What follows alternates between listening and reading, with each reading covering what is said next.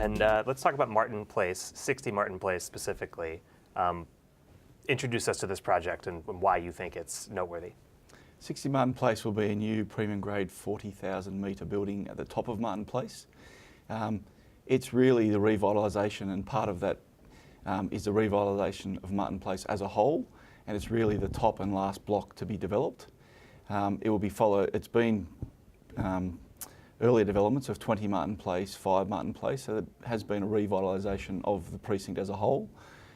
Martin Place North and South, which is the overstation developments that Macquarie Bank are involved in, will follow 60, but 60 is a key piece in the puzzle, particularly being in the top block. So quite an exciting development.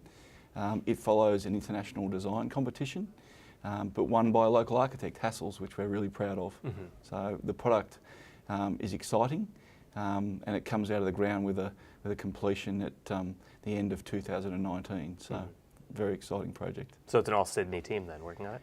Yeah, it is. It's an all Australian team, but very exciting that we have been able to have put together a team of high quality, and quite proud that it's ended up being an Australian team.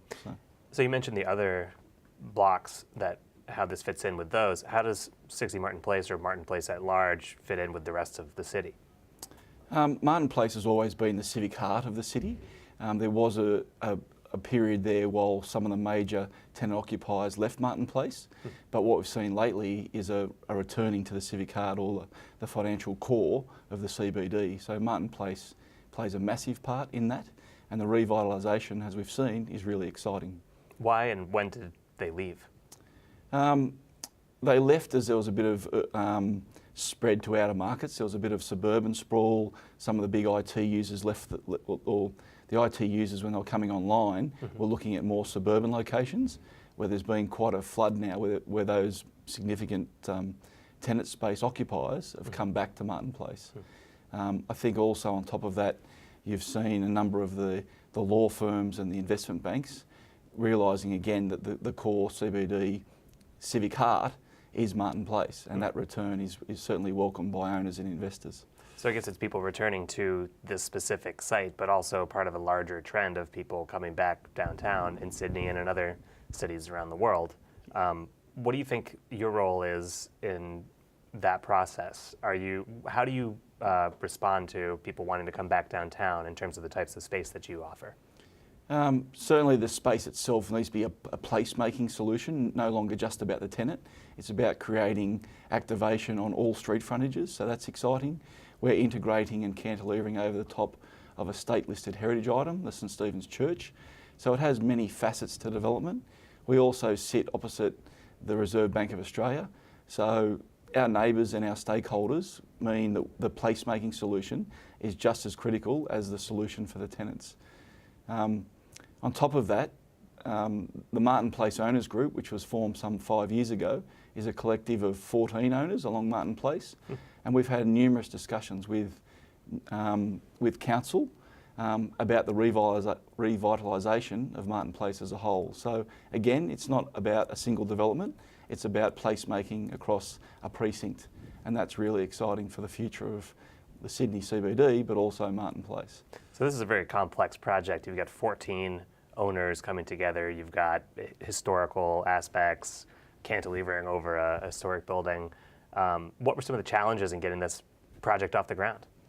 The planning constraints with the solar access control was something that we had to work long and hard to get an outcome that was acceptable to the many stakeholders. What's that? The solar access control? So the solar access control is to protect the non-overshadowing of Martin Place, so that people can use it at lunchtimes to be sitting and having enjoying the amenity of sunshine and natural light, particularly at lunchtime, between the hours of 2 and 12. We had an existing building there, but that already overshadowed Martin Place. So we worked within those controls and we amended the LEP. So we did an amendment to that planning control to allow us to sit within the existing shadow plane of a really old building that was at the end of its natural life cycle. So to be able to bring down a 28,000 metre NLA building and put back a premium grade 40,000 metre building with an offering that it truly is a placemaking addition to the Sydney CBD was part of the core solution. So you were working with a courtyard here and you want to maintain access to this public space. More broadly, do you think Sydney has a challenge with all the infill construction that's going on and all the new people coming to town and density building up very quickly? Do you think there's a problem preserving green space, open space, park space, public space, and what should your role be in promoting that? I think the ground plane solution for any development has become more and more prevalent. Certainly in the design competition phase, it's heavily discussed. It's not just the architecture above podium level. The solution as a whole has been really focusing teams on getting a solution that benefits the broader community, not just the end user.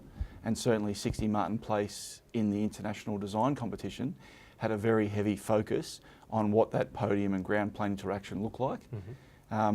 So we have a large civic room. We're exposing the church wall to the north, which is really nice to bring a sandstone and glass window solution into the building's foyer. So while it's not part of the building in that civic space, it's the backdrop to the building. So you can look through the building from a ground plane and get this really nice stained glass window and heritage sandstone coming into that space. So again, for users, particularly for the public coming into that space and using the activated retail along the Martin Place, Macquarie Street and Phillip Street edges, they're getting a taste and a piece of that heritage into their experience. So really important.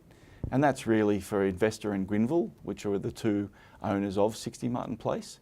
It's about then sharing that as part of the broader solution in the Martin Place owners group for the whole of Martin Place. So it's really one piece in the top block of a 5-block puzzle which runs all the way down to George Street. So pretty exciting to be a major contributor in that space. The theme of this conference is connected cities. What does that mean to you? Connected for me really, again, in the micro, it's about creating a space that's a placemaking for the people as well as the user. The end user is certainly important. They're the main occupier within the building and that's the main income stream for the building. But also connecting it, we're sitting on top of Martin Place Station or adjacent to Martin Place Station on the major bus connection, and soon to be, 2024-25, we'll see the Sydney Metro coming into Martin Place. So from a connection perspective, we would like to think we can offer the tenants within our buildings the ability to connect to anywhere because of that transport hub interconnection that Martin Place offers. So we're pretty excited about that. It's a great solution. Transit seems so critical to everything that you do as a developer and to this whole notion of connected cities. Yes. How should developers work with transit agencies and other city officials is there a different way that they can work together that's different from the past? Because it's just getting more and more critical that the transit and development work together. I think in the past we've seen referral authorities have an input when they gave you the consent conditions for a new development. What's happening now is that engagement is a lot earlier in the process, and the engagement is far more thorough. So the outcomes are better because the consideration has been far more detailed and intense, and hopefully that's generating far better outcomes. So I think it's exciting to see that true integration of development space, and I think the end product will start to speak for itself, and particularly with the delivery of the new infrastructure. So in reference to the Sydney Metro, we'll start to see the true benefits of that development integration as these end products meets practical completion and winds out. So exciting times.